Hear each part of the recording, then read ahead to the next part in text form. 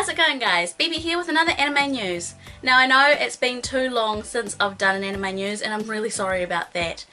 Life got on top of me pretty much and I just haven't really been on the ball, but we're getting back into it. So to start us off, Funimation has finally given New Zealand and Australia the Funimation Now app for iOS and Android. This is going to cost $5.99 AUD, so that's Australian dollars, so around about 7-ish New Zealand dollars, give or take. The app is free to download, which I've already got it on my phone, but have yet to use it. And you can sit down and watch anime on your cell phone for free with ads, so I'm happy about that. It's great to see that you can sit down and watch some anime without having to pay the $5.99 or 7-ish dollars charge that you have to pay for the subscription. Speaking of Funimation, Funimation has announced that they're going to be releasing the Black Butler Book of Atlantic film in the United States for a limited run. This will be later on this year. We don't know the exact date, so I'll have to update you when I find out that. But still pretty cool to see that the film is going to be released in theatres. In other anime movie news, we finally have a release date for No Game No Life's movie. This will be releasing in Japanese theatres on the 15th of July, and I can't wait to see this. As I keep saying, they need to hurry up and give us a second season. But you never know, if this ends up doing well, then it might actually get a second season.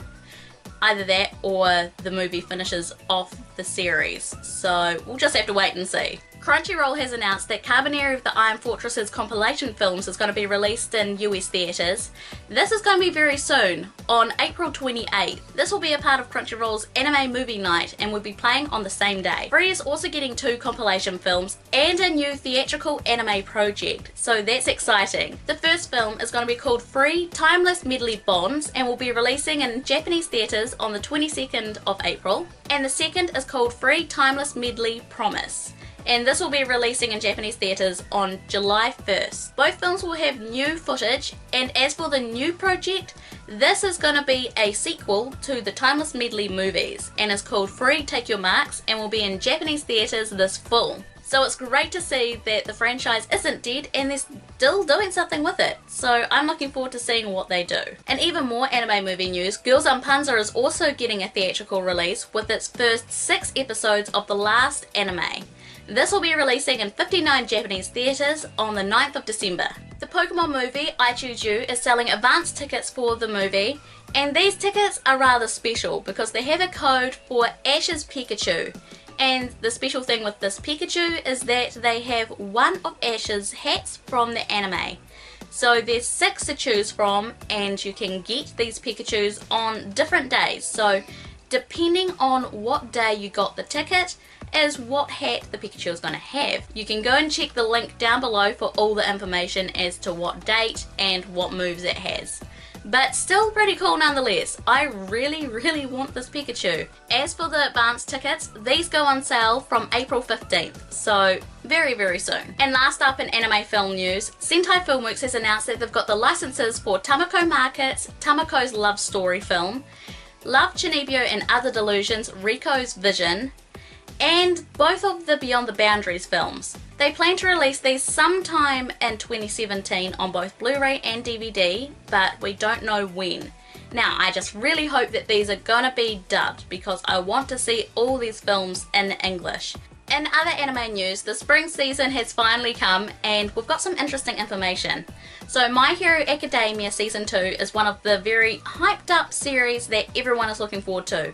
And we've found out that this is going to be 25 episodes.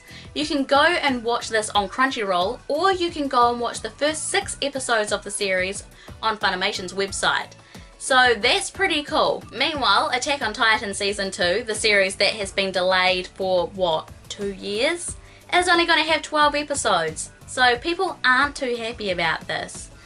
You can, however, go and watch some of the English dub on the Funimation Now app, just like My Hero Academia. I myself am watching it in Japanese with English subtitles, and once it comes out on DVD, I'm definitely getting it. But either way, I'm not too happy to see that it's only going to be 12 episodes. We haven't heard anything about a Season 3, so never know, they could be working on that, and it could expand the series even further, but in the meantime we're just stuck with the 12 episodes, which is a bit disappointing. Also getting a second season as March comes in like a lion. I'm not surprised that this is getting a second season. It was pretty popular when it first released. This will be releasing in October of 2017, so you have a little wee way to wait, but not too long. Not only that, but Classic Lloyd is also getting a second season, and this will also release in October. And yet another series that is getting a second season is New Game. We've got some new visuals for this second season, and this is yet another one that everyone is pretty excited about. I have yet to see it, so I've got plenty of time to catch up with the first season. This will be releasing in July. Now onto a series that I'm really looking forward to and I'm so hyped about. Cardcaptor Sakura. So as you all know, or you should know by now, Cardcaptor Sakura is getting a new anime, so I suppose this would be season 3. And we finally have a teaser showing off the visuals of the anime, and my god, it is beautiful. I've sat down and watched this and I love the fact that we finally have some visuals to get us pumped about this series. We don't have a release date as of yet, but we do know that Madhouse has come on board to make this series. So Madhouse is great, love them. They worked on the previous series and I'm pretty sure the movies. So it's great to see that they're back in with it. In gaming news, this is a bit of old news I suppose, but I'm going to mention it here anyways. Persona 5 has released in the West and everyone's really happy with it. Everyone has given it a glowing review and is enjoying the game. I have yet to buy it, but from what I see it looks like a really great game. And unfortunately Atlus has made it that we can't stream the game on YouTube or Twitch without having to use external means like a capture card. You can't even share out screenshots of the game, which I find ridiculous. Using the share functionality of the PlayStation 4 should have been utilised for this game, but they say that they don't want to spoil anything with the story because it's a linear story and there's no multiple ends it looks like. It's just pretty much A to B instead of having like weaving stories like other games. So the Japanese don't want to spoil it, or I should say Atlus doesn't want to spoil it. So I'm disappointed about this and I find it ridiculous that they are still doing the whole no sharing their games out. I'm sure that plenty of people have found a way to stream it and that they're probably getting smacked with copyright strikes here and there, but what are you gonna do? People want to stream it and people want to see it, but Atlus won't let it. So that'll probably be the last time that I mention this story because I'm still pretty gutted about it. Speaking of Persona 4, with that we've got a bunch of DLC for the United States. These are all going to be $7 US. Some are going to be a bit more expensive and they come with different costumes and different soundtracks from all of the different games from Persona 2, 3 and 4, as well as the Shin Megami Tensei games. So there is an extensive list that I can't go through here. But if you want to see what you can get and when they will be releasing, because they have spread it out throughout 2017, then you can check the links below because I'll make sure to leave that link down there for you to have a look. But yeah, it is a huge list and I do like the fact that you can get all the background musics and all the costumes and all that, even from the side games of Persona, like the Dancing All Night and the Persona Arena fighting game, but they're still reasonably expensive, which is a bit of a shame. Speaking of Atlus, Atlus is also releasing a remake of the Shin Megami Tensei Deep Strange Journey on the 3DS. We're going to be getting a new ending with a new character, and this will be releasing sometime this year, maybe next year. We don't have an exact release date. But it's still great to see that this is going to be a remake of an old game. Atlus is also releasing a sequel to the Etrain series. This is called Etrain Mystery Dungeon and will be releasing in Japan on August 31st. As mentioned in a previous anime news, a Kivas Base is releasing in the West for the PlayStation 4 and PlayStation Vita, and we finally have a release date. So this will be releasing in North America on May 16th and then not long after in Europe on May 19th. Also coming to the West for the PlayStation 4 is Guilty Gear XRribe. This will be releasing in North America on May 26th, and we've got no word for a European release. So I'll have to update you all when I find out about that. This will be available both digitally and physically. In other gaming news, Final Fantasy XII The Zodiac Age Remastered for the PlayStation 4 is going to be getting both a limited edition and a collector's edition. So the collector's edition is going to be a lot of money. It's going to cost $200 US and it comes with a bunch of stuff. And you can only get it from one place, which is the Square Enix website. So I'll make sure to leave those links down below if you're interested. This is the picture here. As you see, it has a lot of stuff, from an art book, a CD soundtrack, and even some little statues, so it looks pretty cool. Meanwhile, the limited edition is only going to cost $50 US and comes with a few bits and pieces. As I said, I'll leave the links down below. And this will be releasing in North America on the 11th of July, so not too far away. In figure news, Nitro Plus is releasing a tan version of the past year 1/6 scale figures of both Portico and Sonico. They are going to be releasing in July and will cost 12,150 yen.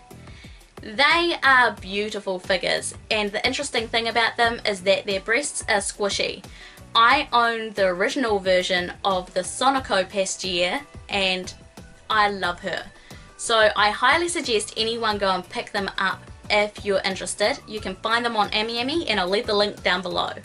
Android 18 from Dragon Ball Z is getting yet another Dragon Ball Girls line figure. She is going to cost 9,250 yen and will be released by Mega House. So I'm assuming she's going to be just as small as her previous figure, which I've actually got her here. As you see, she isn't the biggest figure. I thought that she was going to be bigger, but turns out she's reasonably small. So I think that I like this one better than the one that's releasing. The one that is releasing will be coming out in July. So if you're interested in getting her, I'll leave the link down below. You can pre-order her on AnimeAmino. Rei Ayanami from Neon Genesis Evangelion is getting a new figure and she looks awesome. So this is going to be the rebuild Evangelion Rei figure, and she's going to be 24 centimeters tall and cost 12,744 yen. If you buy her in Japan from the Evangelion store, you get a second face, so she has interchangeable faces. One with a cool expression and the other with a smiling expression, which I think is pretty cool.